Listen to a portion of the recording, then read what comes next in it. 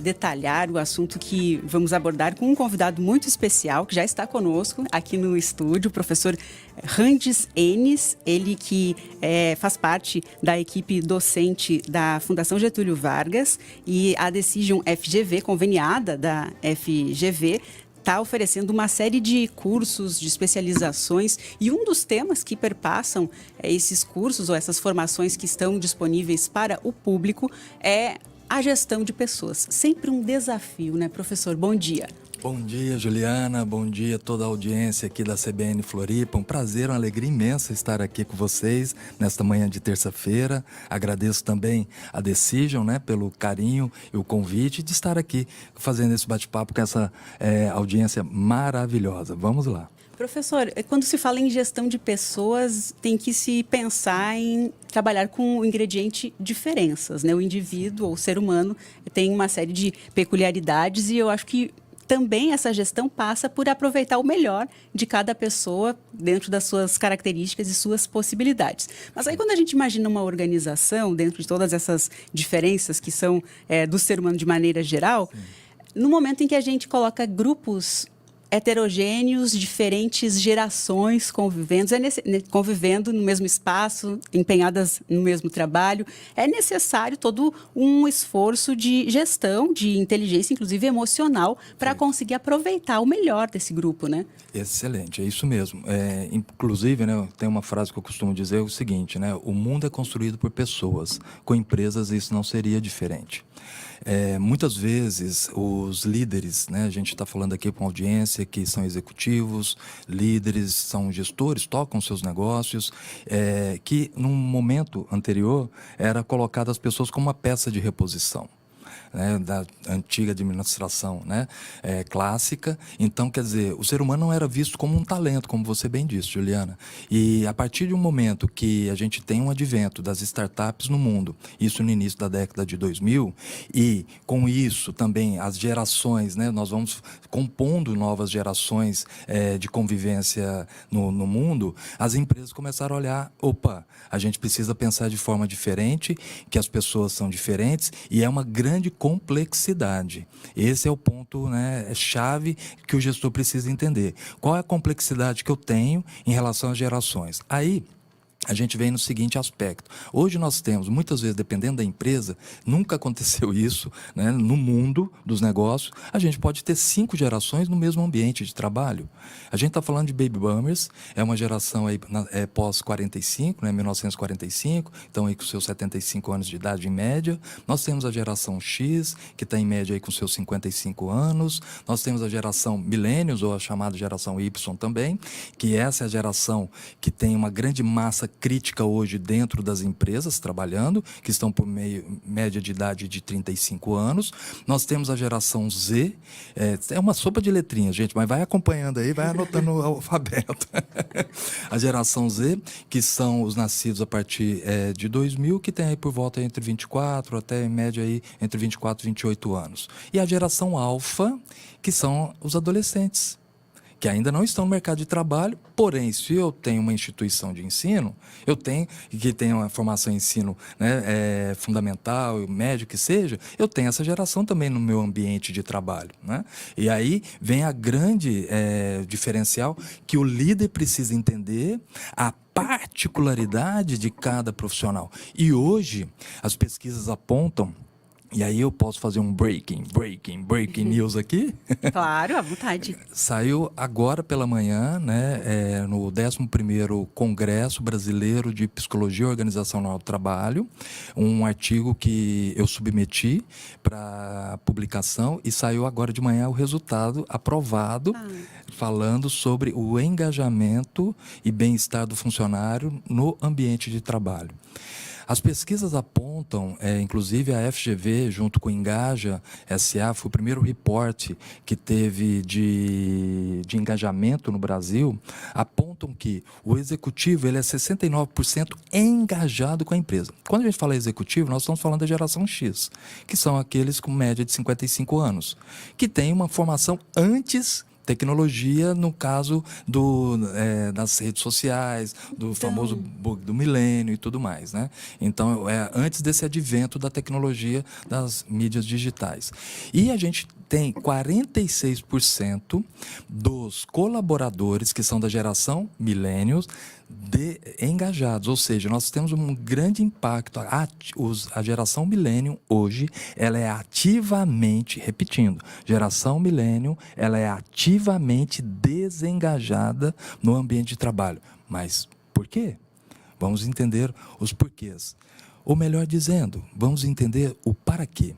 Olha que provocação interessante, professor. Quando o senhor colocava todas essas gerações, eu estava pensando que, pelo menos as duas mais recentes, são nativos digitais. Exato. E isso faz toda a diferença na comunicação, na inter-relação entre os indivíduos. E esse é um grande desafio em todos os espaços, não só no ambiente de trabalho.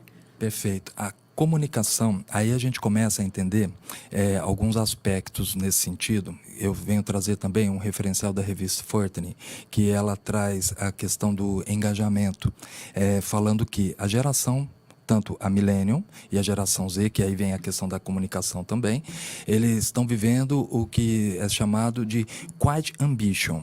O que significa essa expressão? Eles estão preferindo qualidade de vida e não mais uma ascensão profissional, como antigamente se falava, no início, no estouro lá, pelas startups. Olha, entra aqui na empresa que você pode ser presidente da empresa. Mas quem diz que eu quero ser presidente da empresa? Eu quero qualidade de vida, eu quero fechar o meu dia de atividade, curtir aquilo que eu mais gosto também de fazer nos meus hobbies e tal. O trabalho, se ele não for o para quê, e é isso que as empresas precisam pensar. Líderes, levantem a bandeira da sua empresa pelo propósito, o para que a sua empresa existe. Nós precisamos de fit cultural dentro das organizações. O problema não é pensar em números, porque eles estão desengajados, mas sim o que eu vou fazer como empresário, o que eu vou fazer como líder para engajar esse profissional. Fazer com que ele não vai ficar ali até a sua aposentadoria na empresa. Esquece isso. Era um antigo modelo mental. Hoje, ele quer saber o seguinte: o quanto mais eu vou estar aqui vivendo bem. Aí a gente fala de bem-estar no ambiente de trabalho.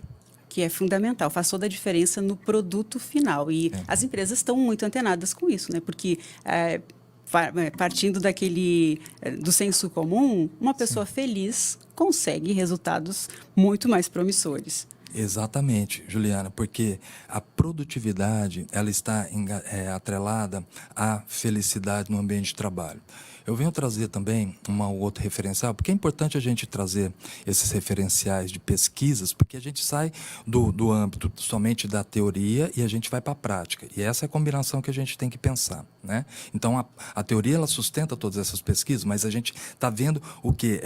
A fotografia, o momento que nós estamos. As 150 melhores empresas para você trabalhar, é feita uma pesquisa pelo Progep FIA, da USP, que é o Programa de Gestão de Pessoas, e onde ele ranqueia essas 150 melhores. E aí, fazendo uns estudos dentro da minha tese de doutorado, avaliando o que faz aquelas 150 melhores ser eleita entre as 10 mais. Ou seja, o que os funcionários votam nas empresas, porque é algo anônimo, eles votam, participam desse processo de qualificação, né? E aí eles votam. Depois o Progep ele consolida essa pesquisa quantitativa. 3 atributos fazem com que o profissional ele fique exatamente onde gostaria de dizer aqui, seria um caminho para os profissionais. A gente está levantando muitas provocações e aí ele fala, e agora, o que eu faço? Né? Calma, vou te deixar aqui algum caminho para você pensar a respeito. Primeiro, são os 3 fatores que classificam, então só repetindo, são 3 fatores que classificam a empresa sair das 150 melhores e ser destacada entre as 10 mais para você trabalhar. Primeiro fator, ele ter orgulho e pertencimento da organização. Sabe? Sou da Globo, mais ou menos assim. É aquele aspecto, ele vestir a camisa, só que muitos executivos não oferecem uniforme. Eu falo para o profissional vestir a camisa, mas calma aí, qual a condição que eu dou para ele vestir essa camisa? Sim. Né? Estamos falando aqui de uma forma subjetiva. Claro. Segundo fator, ele saber o que faz na empresa é importante.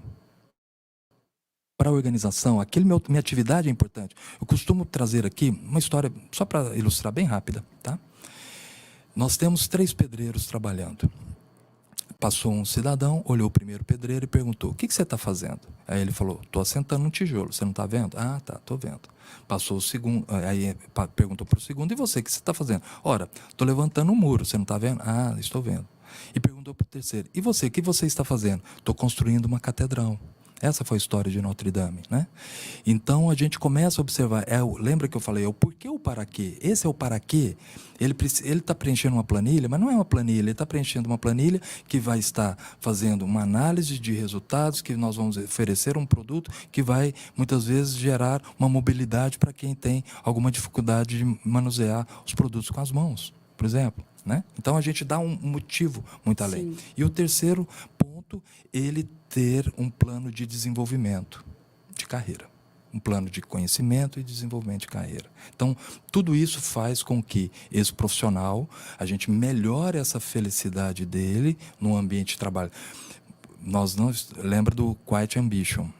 Não é salário somente. Salário é importante. Por favor, é importante porque nós precisamos pagar, né? Precisamos ter as nossas ambições, melhorar a nossa qualidade de vida. Mas muitas vezes é o salário pelo salário e não dar a qualidade de vida, esse profissional ele não fica mais. E aí a gente muitas vezes observa que as empresas falam, poxa, alguns valores organizacionais que a gente vê e fala, ele precisa ter o olhar do dono. Ora, gente, quem é o dono da empresa. A gente precisa entender muito isso. A gente, às vezes, quer engajar o profissional com uma roupa que não é a dele. Sim, bem pontuado. E aí ele fala, ele precisa ter... Não, o olhar do dono é o dono da empresa, não é o funcionário.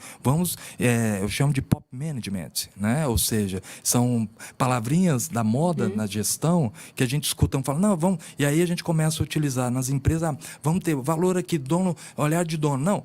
O dono é o dono da empresa. Agora, qual que é o olhar que ele tem que ter? O olhar daquilo que é importante para a execução das suas atividades para chegar nos resultados da organização.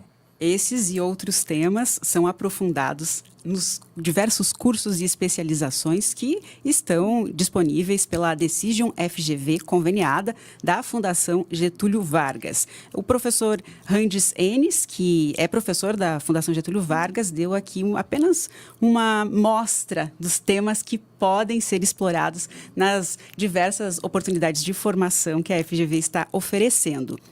Se você se interessou em saber quais os cursos, como se inscrever, é só acessar o site www.educação-executiva.fgv.br. Professor Randis Enes, professor da FGV, mais uma vez, muito obrigada pela gentileza da participação. Sucesso ao senhor. Obrigado. E aos seus tantos projetos, tantas atividades importantes que estão sendo realizadas. Até uma próxima oportunidade. Obrigado pela oportunidade aqui. Tchau, tchau, gente. Valeu. A gente faz um intervalo e, na sequência, está de volta para falar a respeito ainda dos impactos da chuva, de saúde, e a gente vai falar sobre futebol. Então, temos muitas atrações pela frente. Não saia daí.